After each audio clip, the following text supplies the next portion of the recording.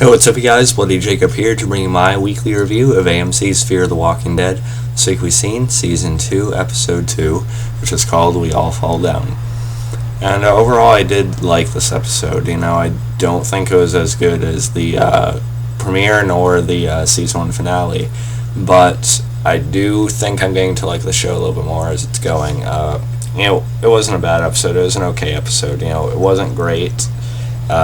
It was just okay, but I do still feel eager for the general direction that the show could be going. I still think it has tons of potential, and I am looking forward to seeing where they take things this season. I think they have a real chance here. Again, it's in their hands, though, so we'll see where it goes, but as of these past 3 episodes, including the Season 1 finale, I do think it is getting better. So, I'm getting more optimistic about it, so I guess that's a good thing. I like the opening scene, though, just seeing the way the walkers rose from the water, floaters coming onto the shore. I just like how that was shot, and then the camera sort of tricks us. We see these kids playing along. They look like they're completely clueless, and the walkers are slowly wobbling over to them, and then only to run to a fence. So that was a good opening scene. I didn't realize how much I was actually going to tie into the episode. Why would it just be a random scene, though? But yeah. I didn't really remember the promo from last week or anything, so I wasn't sure if it was just sort of like an eerie type of thing that The Walking Dead sometimes does with opening scenes. But and then they're looking, and they apparently find a log on the boat Abigail. That apparently San Diego has been burned. It's been been taken out. Quite a few of the other locations they've heard about.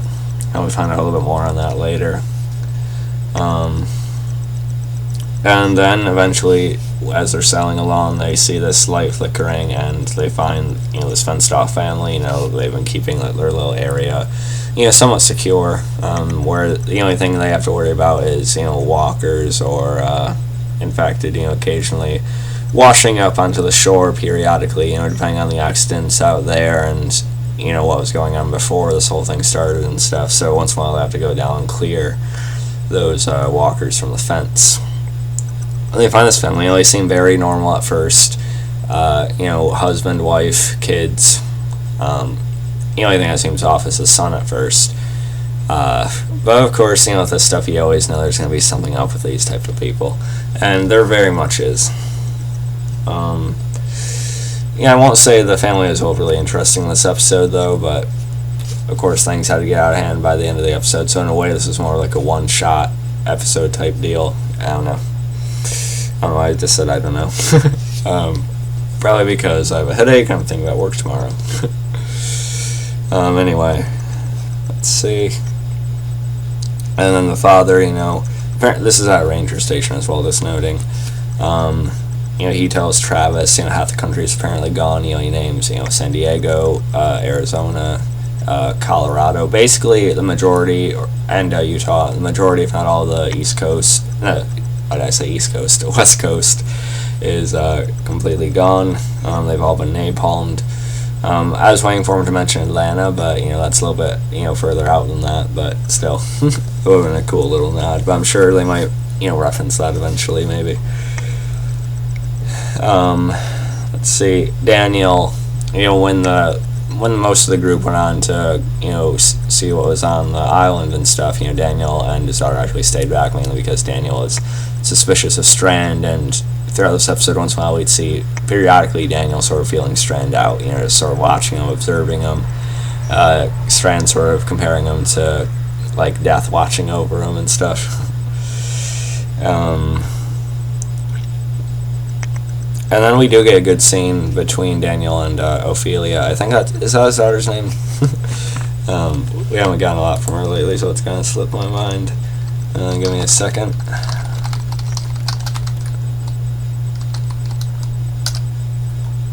Yeah, I was right. Hey. But she talks about their mother and brings up his backstory, and as well as she kind of sees similarities to what he probably had to go through in his life, to what they're in now. And she said she now understands. I mean, the world's cruel.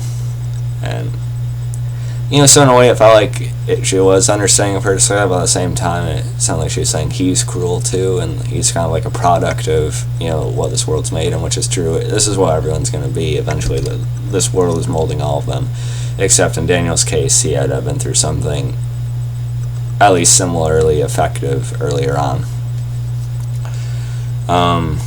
Nick, he actually gets along with the kids. He's a little bit energetic with them, friendly, and Chris is just sort of wandering up by himself. But one of the kids shows Nick his room, and it gets a little bit creepier. It gets a little bit creepy because the dolls the kid has, they all have like little bloody bullet holes like drawn into them, and apparently it's the kid representing them as people he knows that have been put down and stuff. So that gets a little bit eerie. Chris ends up hanging out with the son, I think his name is Seth, clearing the fence that I talked about earlier, with the pickaxe. And, Chris gets good at it, somewhat anyway, and, Travis sees this and he disapproves of it. Of course, Travis is still a little bit shaky on, just killing these things. Or at least seeing his son, just going about it so confidently, just so easily and stuff. Nick actually ends up finding these pills and this globe type thing, and that plays a part in how this episode comes crashing down. And I don't mean like it gets really bad, quality wise, but I just mean like the story in this episode. Let's see. And, Madison, she sort of feels out the wife, she starts figuring out there's something off about her. She starts questioning why the lights flickered a few times if they didn't really want to be seen like that. And, you basically get the idea that the wife, wants off this island, she wants more. But it turns out that she actually has MS, and she actually wants a potentially better future for her kids, or maybe more so a chance. So she wants them to take the children, and just to give them a shot. She can't go anywhere, obviously, and she doesn't really trust her husband to do what's right when it comes down to it as far as their kids go. We also see Strand. He's talking on the phone or something like that with someone. I didn't really pick up on everything that was said between the two of them. I don't know, I was just blanking out for some reason. But there's this specific location that he wants to go, and I think it's connected to what Daniel actually ended up finding in like the main area, and it looks like somewhere in Mexico, maybe, I think it is. But Strand promises whoever that he'll be there. So yeah, there's obviously some bigger agenda at play with Strand right now. Again, we're still not sure if he's supposed to be an enemy or if, I don't know. We kind of have to discover more about where he's going, to really know for sure, I guess. Where he's going and why. Willa, the daughter of the family, actually ends up getting into the pills, taking him and dying, and then she comes back and bites the mom, starts just tearing out her throat. Of course, the group, rushes the son, out. They're trying to get to the boat.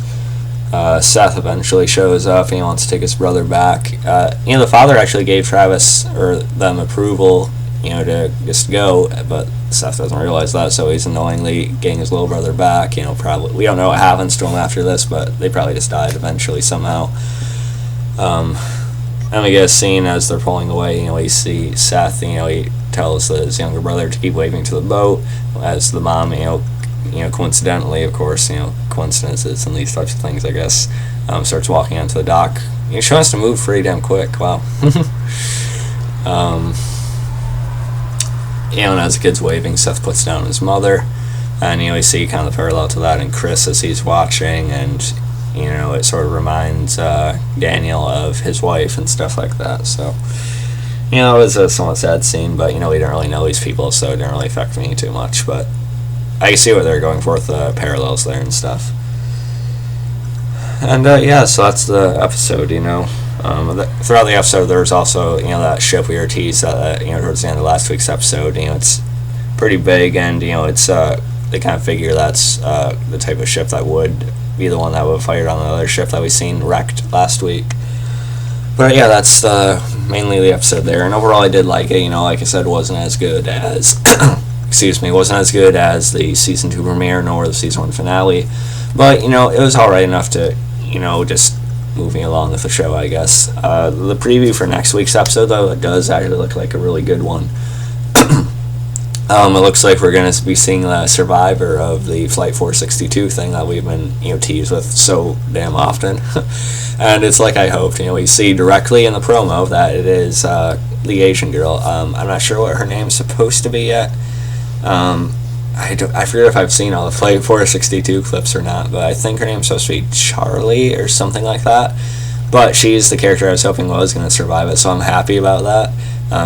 I was interested in her because she already seemed to get an idea of what was going on. She is already seeming to be able to make the tough calls, and so I'm really excited to have like a female badass on the show. It's going to be really cool. I think she'll be a great addition to the cast. And before we even seen any clips of Flight 462, we did hear, of course, that they'd be joining the main Fear the Walking Dead cast in season 2, and that she would be playing a major role. So I'm hoping Charlie, or whatever her name is around for a while. If she does become a mainstay character, it could definitely help with my look on the show. So, hopefully it'll turn out like I want it to. But it does look like she's flying alongside Alicia on the rest of them, so that'll be pretty cool. And also warning Daniel, when we see this, horde, or just a group of walkers anyway, coming over the sand dune or hail, look pretty cool. But yeah. So overall, I like this episode. Not as good as the past 2 or so, but it still looks like it could be heading in a more positive direction for the show in general. So looking forward to seeing more. Catch you guys next time. Follow me on Facebook, Twitter, and look for inspolito.com. Peace.